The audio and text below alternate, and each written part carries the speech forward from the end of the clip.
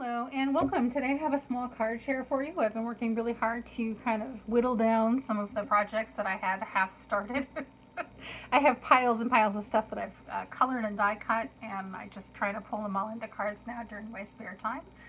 So let's go ahead and get started. The first one I have to show you is just one card, and I just used the little lawn fawn, one in a chameleon, just the tiny little stencil, just really cute. I had this alcohol inked background that I had made a long time ago just sitting around in my stash, so I thought it would be fun to kind of use that on a chameleon because it was pretty colorful. So just made this very quick card, came together with a quick watercolored chameleon and die cut background here. Just super cute. I had fun making that one. I really have grown, especially. This is not the first card that you'll see that I have pulled in a background that I pulled out of my stash, and that's something that I'm really pleased that I had started doing a while back, was when I got into making something, what backgrounds in particular, making extra and just kind of hanging on to them because you never know when you're going to need them, and you can pull them out later for a very quick card. Like an ocean background, or as you'll see in this card share, galaxy background, which I'm now out of and I have to make another batch, so very helpful. So there's that little card here. Let's see what's going to come next. Oh, one of my favorites. This stamp set is from Gerda Steiner, and this was a stamp set that you might remember I actually won from the Gerda Steiner Facebook page from a random drawing when this set first came out. This is Chicken Scratch. Absolutely I love, and I love that you can see the little butthole on the chicken here. Very cute, and I got the coordinating dies to come along with it. That was part of my prize, so a very generous gift from Gerda Steiner. Thank you very much. And I stamped everything out, and I colored a long time ago, and I finally just pulled it together and made a card, and I decided to make a slim light card with it. And I used all of the little characters, but I didn't use the branch. I don't think it's a branch. I think that's supposed to be like a wire, like a telephone pole maybe, or a rope or something. I didn't use that. I decided to make a scene instead, and I used, for the first time actually, I have this background embossing from Doris, the chicken wire background here, which is really nice, but I didn't know it doesn't cut out, it just cuts out the inside part here. It doesn't cut out the whole panel. So just something to be aware of if you're looking into this. They call this the chicken wire background. And I picked this up, I think this came from Consumer Crafts a while ago. And I grabbed it just because of this stamp set, because I saw it. I was like, oh, it will go so well together. But this is like the first time that I'm getting around to actually using them. And it came with the magnet too, which I thought was really cool. Okay. So, and it cut really beautifully, and I think it was reasonably priced as well. I don't remember. I think it was in the $10 range or under, which is actually really good for a die this size. So here is the card. I did a little background inking with Distress Oxide inks, and I used my My Favorite Things cloud stencil here, which is well used, well loved, and stained. I just did a little inking, and then I die cut the chicken wire.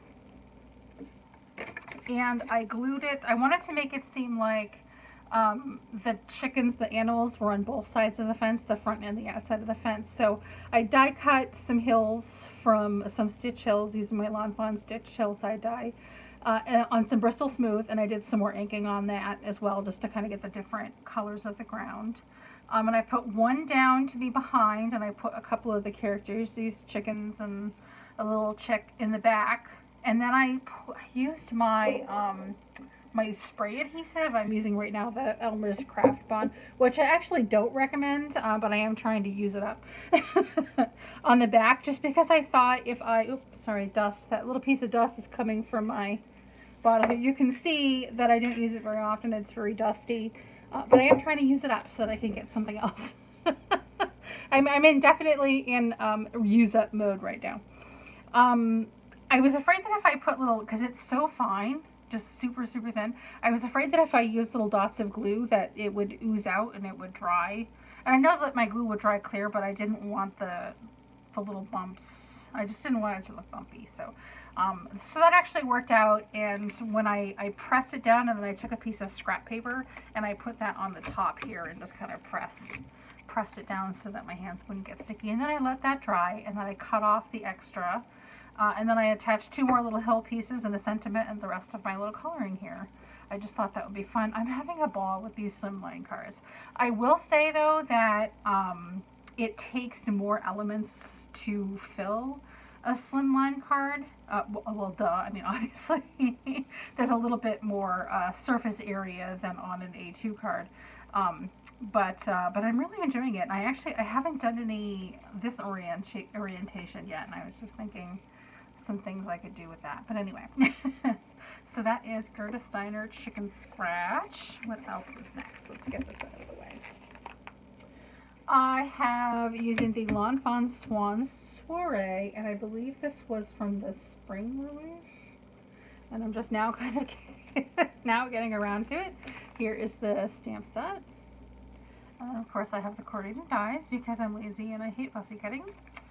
I made 2 cards with this set. I made kind of like a night scene and a day scene. It's kind of the same thing, only one in the night, one in the day. And I also used for the first time the Lawn Fawn, what do they call this? I don't know. The Bayou Scene Builder stencils.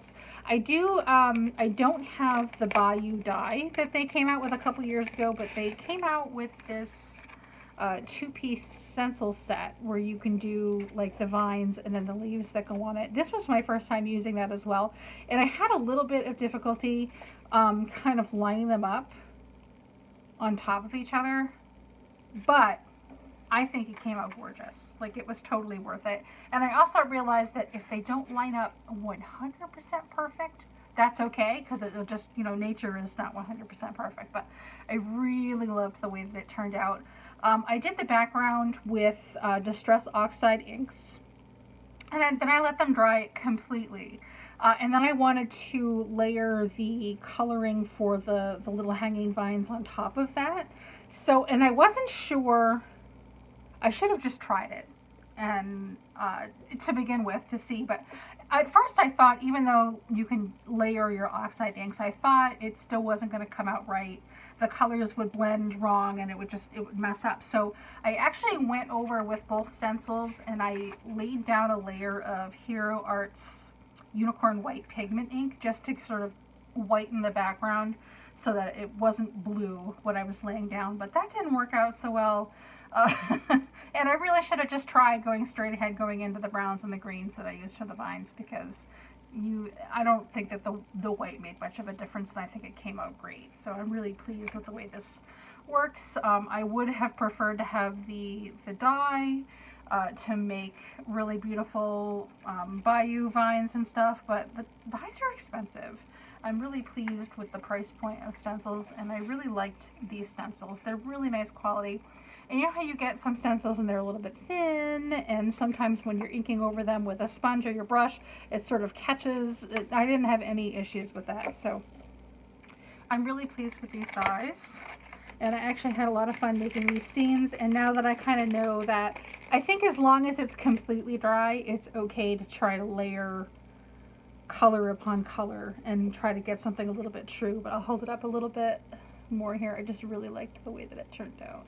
Here, so we have I just want to say have a beautiful Mother's Day, and I just want to say life is beautiful with you. So I thought that was really cool, the way that that turned out. Oh, and then before I forget, I have I just stamped a couple of little like the little water underneath the swans here. I grabbed the Hero Arts July 2019 kit here, and I borrowed the little water ripple stamps from there to kind of make that. I was going to freehand them, but I was like, no, I suck at freehanding. That wasn't going to be for me. So. Okay, next one, kind of getting started on our Christmas cards, kind of a little bit. We haven't really done a lot of Christmas cards, but hopefully coming up, my daughter and I are actually going to be working on a lot. But I pulled out, again, you'll recognize this because I use it almost every year because it's adorable. This is the Berry Happy Holidays from Lawn Fawn. And I actually didn't really have to do much coloring because I had a ton of die cuts left over from the year before. I still have a few more left over for next year.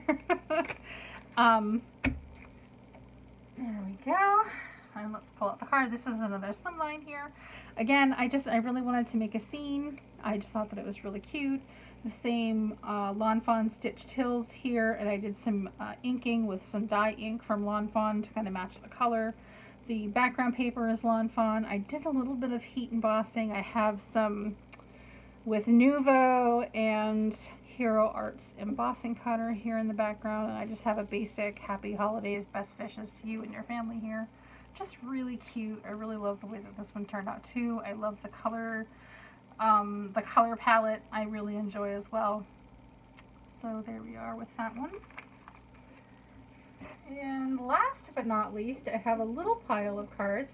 I mentioned that I had gotten some use out of the Galaxy backgrounds that I had sitting in my stash.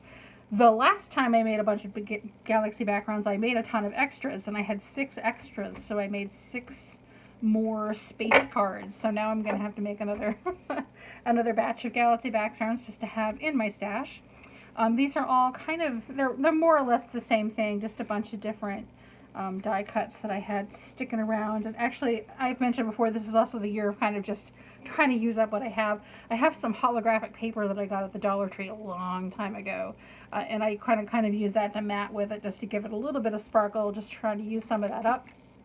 I used the Out of This World set from Lawn Fawn, and then of course the Beam Me Up set from Lawn Fawn, which is newer. I think this was last summer or 2 summers ago, but I basically can never use one without the other now, so so I kind of consider them as going together. You can see how yellowed it is. Like, obviously this is a well-loved theme for me here.